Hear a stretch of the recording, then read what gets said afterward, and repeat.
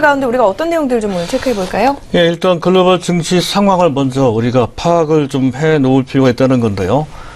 어느덧 지정학적 리스크, 사실은 그 문제는 아직 남아 있습니다. 하지만 현재 그와 관련된 시장 참가자들의 투자 심리는 어느덧 안정이 돼 가는 듯한 내석이 생기는 그런 분위기죠.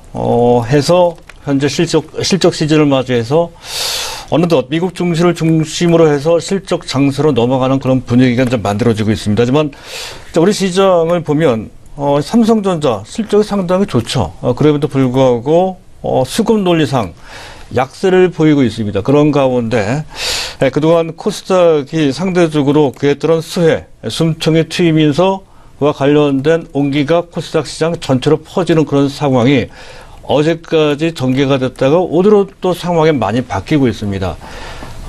삼성전자를 제외한 코스피의 대형주 및 또 대형주하고는 상반된 흐름을 보였던 현재 낙폭거래 상태의 화장품주나 제약주들이 같이 올라가는 그 전에 찾아보기 어려웠던 그런 판도가 만들어지고 있다는 것이죠. 전반적인 시장의 무게중심이 코스닥에서 코스피를 살짝 넘어왔는데 그 한가운데 있는 삼성전자는 오히려 약하다라고 하는 그런 모습이 만들어지고 있다는 건데 이 변화를 잘 우리가 파악을 좀 해 놓을 필요가 있다는 것이죠. 시장 전체를 봤을 때 수급성에도 큰 변화가 있습니다. 자, 외국인들이 모처럼 만에 대규모로 순매수하고 있다는 건데요. 4월 들어서 최대 순매수고요. 또 쌍끌이 순매수를 하고 있다는 것이죠. 외국인과 기관이 동시에 순매수를 하고 있고 또 현재 외국인들은 선현물, 특히 선물은 거의 8,000계약이나 순매수를 하고 있는 그런 모습, 쌍끌이 현물까지 같이 매수를 하고 있다는 것이고요. 자, 베이시스가 약한 가운데 그런 상태 하에서도 현재 대규모 이제 프로그램 매수가 현재 유입되고 있는 2천억 원이 훨씬 넘는 그런 매수가 유입되고 있습니다. 보통 이러한 모습은 강세장에서나 나타나는 모습이죠. 현재 추세적으로는 강세장이지만 단기적으로 약간 쉬어가는 장세입니다. 자, 그럼에도 불구하고 외국인들의 수급에 상당한 변화가 있다. 강세장의 모습을 하고 있다는 것은 이런 상태에서 조건만 맞는다고 한다면, 즉 현재 미국 증시나 유럽 증시가 어느 정도 안정을 취하는, 만약에 유럽의 정치적 리스크가 제거되는 다음 주 말이거나 또는 5월달 정도 되면 삼성전자에 대한 자사주 매입이 또 재개될 소지가 높습니다. 그렇게 됐을 때 삼성전자를 중심으로 해서 다시 대형 수출주들이 시장을 주도하는 장세가 될 것을 어느 정도는 시사하는 측면이 좀 있다는 것이죠. 그런 점을 고려한다면 어떤 특정 섹터에 너무 매몰되는 것은 좀 피할 필요가 있겠다 하는 말씀 먼저 드리고 싶고요.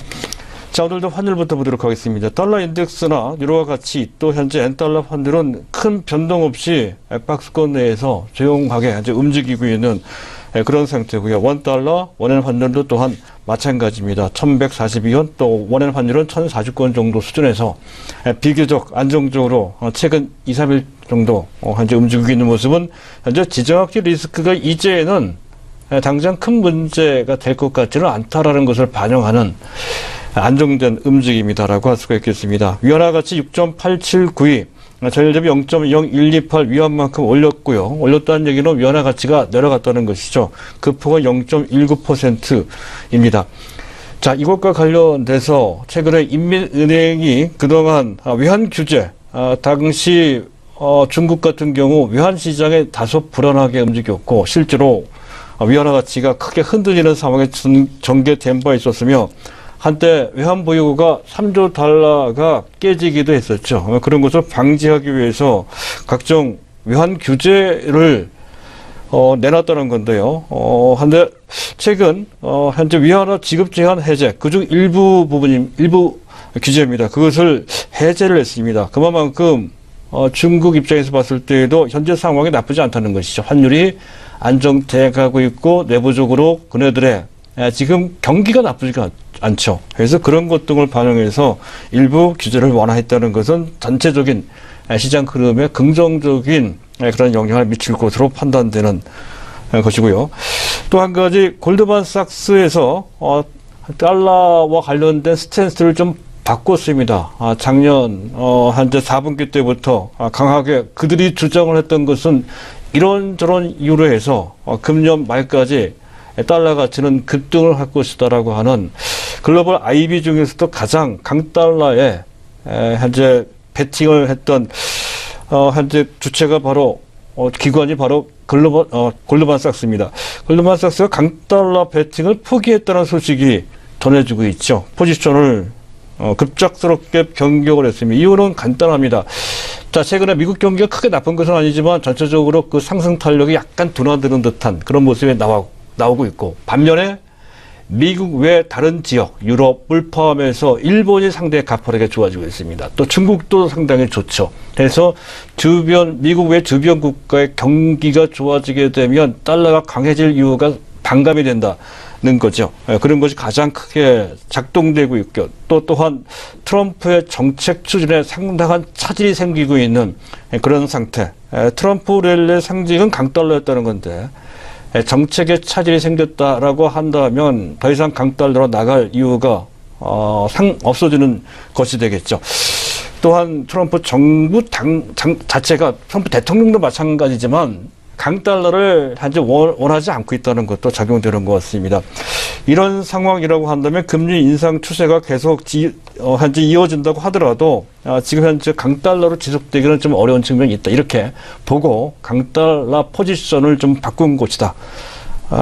그 강달러 포지션 한 6개월 정도 들고 있었거든요. 결국에는 그들이 포기했을 정도로 현재 상황은 급박하게 현재 미국 외 다른 지역으로 경제 성장의 중심축이 현재 바뀌고 있다는 측면도 분명히 있습니다. 그 점까지 고려해 볼 필요가 있죠. 우리한테 나쁠 것이 없습니다. 더군다나 강달러를 기반으로 해서 엔저가 상당히 또 활발하게 진행이 됐었고요. 해서 제2의 아베노믹스가 부활한다 하는 그런 것으로 해서 미국 증시와 함께 또 트럼프 랠리와 함께 니케이 지수도 상당히 탄력적으로 올라갔습니다만 최근으로 상당히 약해지고 있습니다.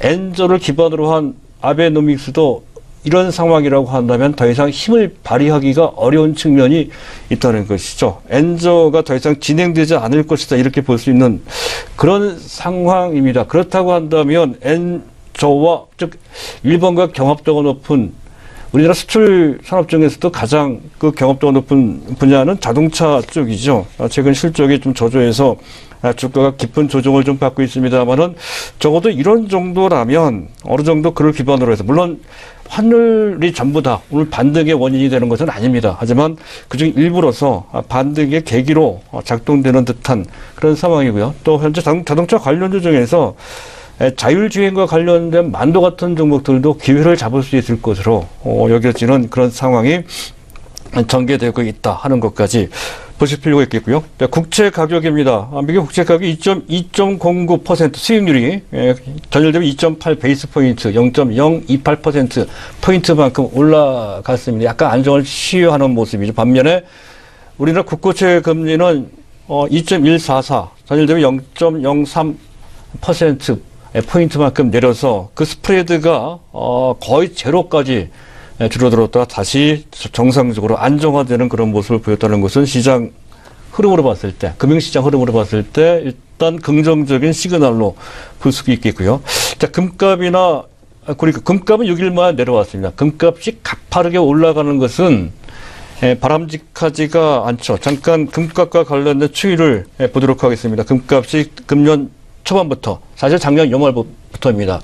최근까지 가파르게 올라가면서 이제 온수당 1,300달러 근처까지 올라갔다가 전고점 밑전에서 현재 강하게 저항을 받고 있는 그런 모습은 사실 더 이상 안전자산 선호도가 더 높아지면 사실 곤란한 측면이 있습니다. 그런 것을 반영하는 것 같습니다. 그래서 이런 정도 수준에서 현재 금값도 제동이 될 소지가 높다라고 하는 것도 글로벌 금융시장 추이를 설명하는 것이다. 이렇게 이제 판단이 됩니다. 만약에 이 상태에서 1,300도를 훨씬 뛰어넘는 상황이 나온다면 이건 위험한 신호입니다.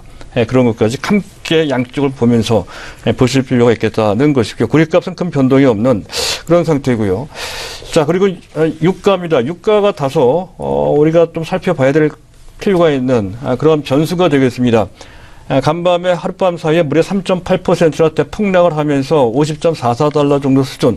이 부분은 그 전에 말씀을 드렸었죠. 전고점 53달러 내지 54달러 정도 수준에서 일단 저항을 받을 소지가 높다라고 하는 것은 단순히 기술적인 그런 판단 외에 산유국의 지금 현재 감산 합의와 관련된 그런 기대치도 사실상 미국의 셰일가스 업체 등 현재 미국의 산유량이 증가되고 있는 것과 서로 상쇄되면서 결국 유가가 올라가는 것은 전고점 수준에서 역시 제동될 소지가 높다는 것을 이제서야 느끼는지 어쨌든 하루아침에 급락한 상황이 됐다는 건데, 또 한 가지 중요한 것은 그런 식의 유가에 단기적인 기복이 있다손 치더라도 그것이 해당 관련 업종 정제 쪽이거나 또는 석유화학 쪽, 더 나아가서 그와 어느 정도 관계되어 있는 글로벌 전체 경제에 미치는 최소한의 단기적인 영향은 거의 나타나지 않고 있습니다.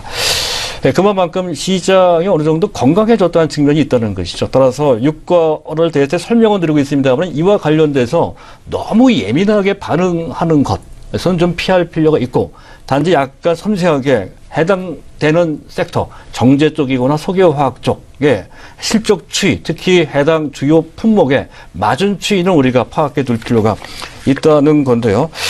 최근 정제 마진은 5주 연속 거의 한 달 내내 올라갔습니다. 하지만 유가가 내려왔기 때문에 아마 비례적으로 정제 마진은 좀 깎일 소지가 있다는 것이죠. 감안하실 필요가 있을 것 같고요. 그 외에 에틸렌 프로펠렌은 최근 한 달 내내 계속 내려오는 추세를 보이다가 최근 들어 지난주입니다. 반등이 나오기 시작했습니다. 해서 이건 바닥을 찍은 것으로 판단이 되고요.